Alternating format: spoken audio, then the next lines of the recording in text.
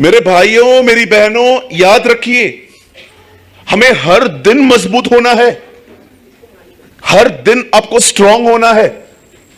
और आज मैं आपको कुछ समझाना चाहता हूं जो बहुत ही गहरा है।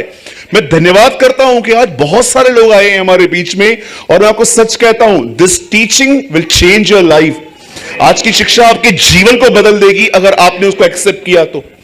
देखिए यहां पर क्या हो रहा है, मैं चाहता हूं कोई मेरे साथ पढ़िए मत्ती का 26वां अध्याय, मैथ्यू चैप्टर 26 का कोई पढ़िए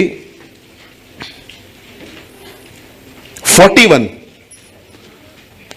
अपने माइंड को डिस्ट्रैक्ट होने मत दीजिएगा किसी भी कारण से, सिर्फ यहां पर ध्यान दीजिएगा।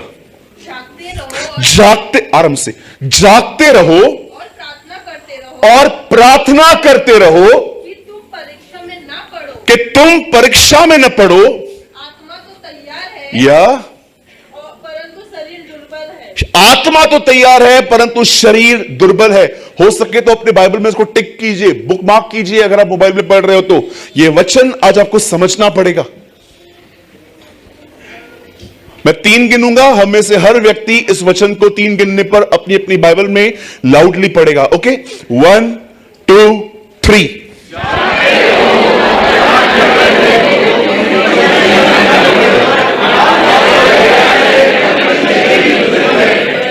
ओके, सब आप अपनी बाइबल को छोड़ दीजिए, स्ट्रेट बैठिए, सामने देखिए। मात्र 15 या 20 मिनट के अंदर मैं ये वचन पूरा कर दूंगा। सब ध्यान दीजिए, सुनिए। यीशु मसीह ने यहां पर अपने चेलों को यह नहीं कहा कि प्रार्थना करो कि परीक्षा ही ना आए। मैं फिर से कहता हूं, अगर आपने नहीं समझा तो, यीशु ने कहा अपने चेलों को प्रार्थना करो कि तुम परीक्षा में न पड़ो। उसने यह नहीं कहा कि तुम प्रार्थना करो कि जीवन में परीक्षा ना आए। आप जानते हो प्रभु क्या कहना चाह रहा था?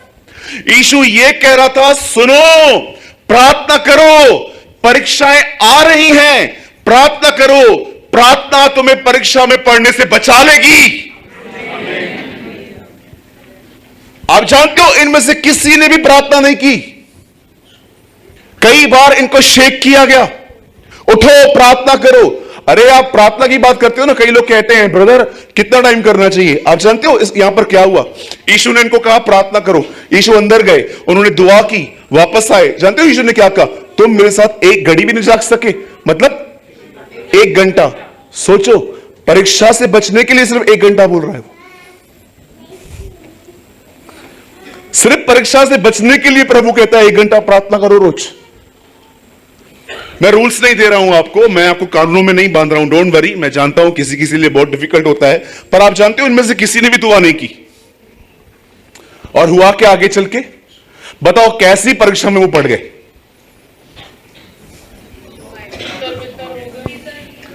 अब जानते हो ये परीक्षा कहां से आई? बाहर से नहीं, भीतर से। सब डर गए, सब भाग गए। अगर ये दुआ करते, मैं आपको सच कहता हूं, हालात कुछ और होते, लेकिन इनमें से किसी ने भी दुआ नहीं की।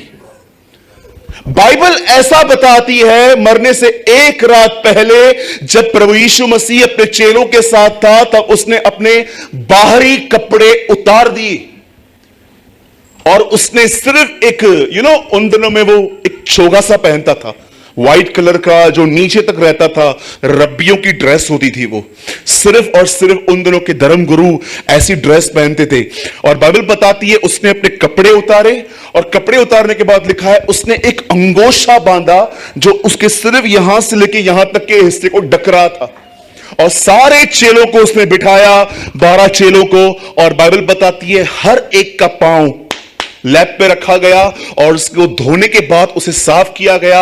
और उसके कुछ समय के बाद बाइबल बताती है वो किद्रोन के नाले पे चला गया।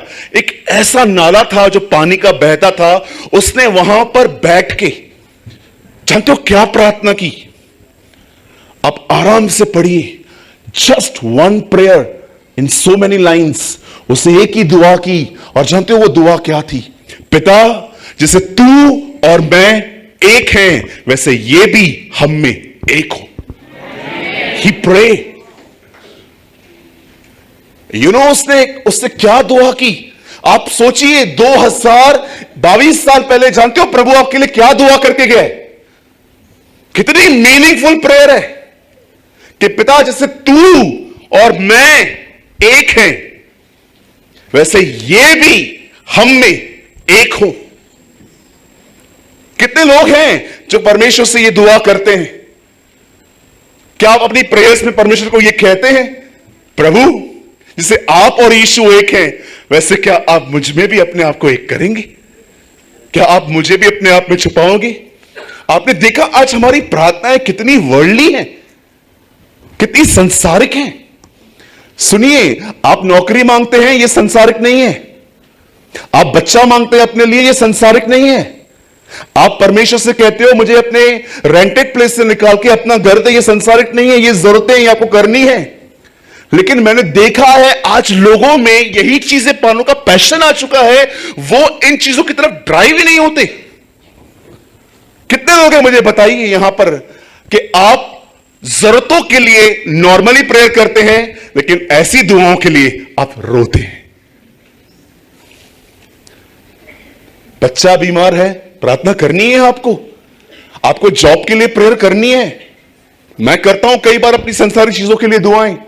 मुझे परमेश्वर ने कहां भी मना नहीं किया कि तू ये प्रार्थना नहीं कर सकता। अगर मैं आपको ये कह दूं कि नहीं ये चीजें मांगनी ही नहीं है तो मेरे ख्याल से I am not a realistic, I am very unreal. आप बोलोगे ब्रदर आप बोलते हो कि ये, आपको पता है हमारे घर के हालात क्या है? आपको पता है गैस सिलेंडर कितने का है? आपको पता है रेंटेड प्लेस पे रहना, होल डे मैं काम करता हूं ताकि मैं अपने लैंडलॉर्ड के सामने मेरी बेइज्जती ना हो, मैं उसको देता हूं। आप क्या बोल रहे हैं? नो। जीसस ने जब देखा कि 5000 लोगों को खाना मिला तो ईश्वर ने उनको ये नहीं कहा, वचन दिया ना जाओ इधर से भी, उसने उन्हें भोजन दिया।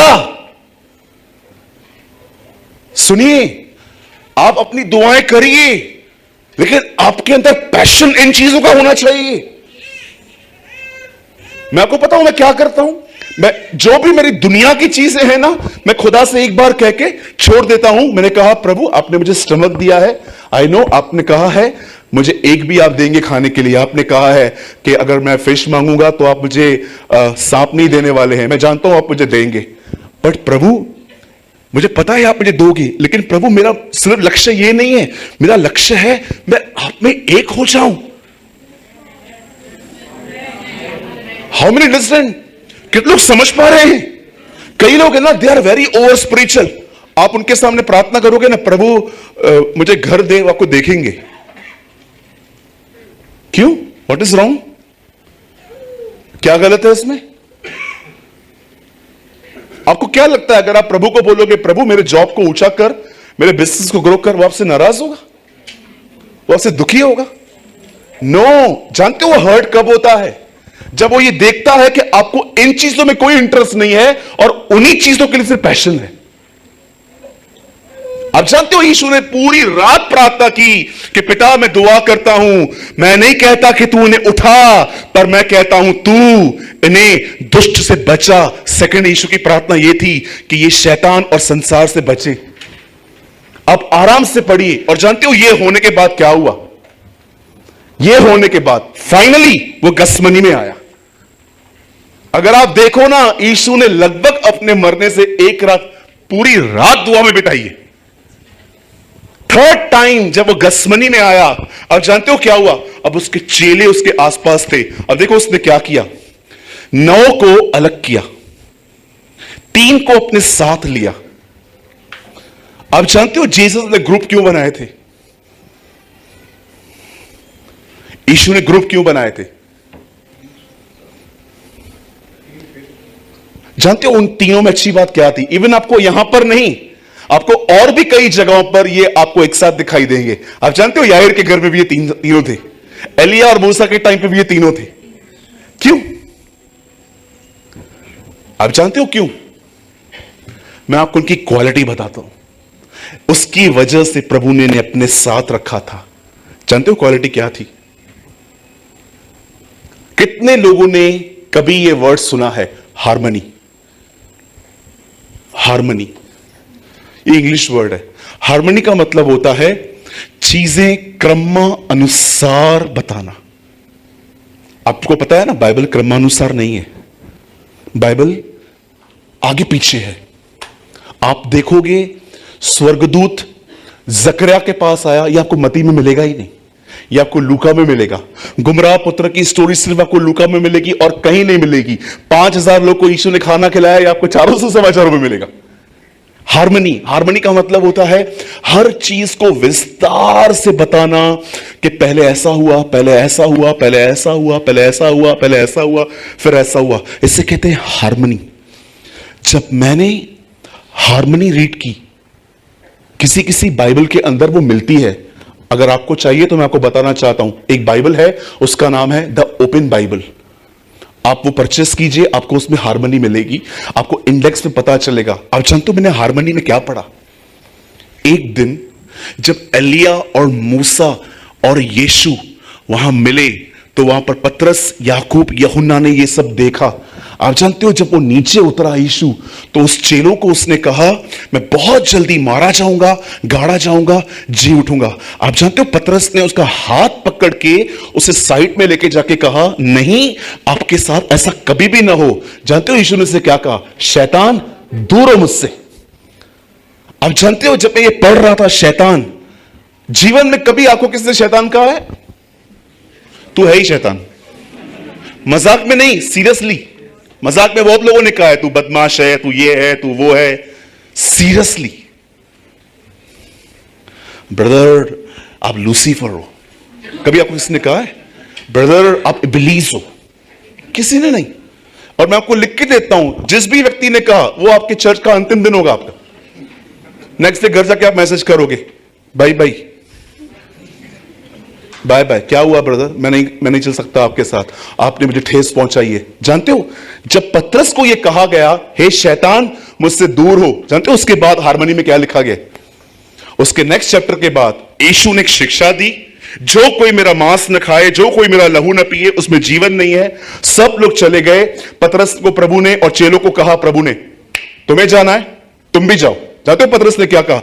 कहां जाएं, अनंत जीवन की बातें तो आपके पास हैं। लिसन लिसन लिसन, कौन सी अनंत जीवन की बात? शैतान कहा है तुझे उसने? कितने लोग हैं यहां पर, आपको कोई डांटे उसके बाद भी आप उसके प्रति पॉजिटिव बने रहते हो? ये रीजन था वो उनको अपने साथ रखता था।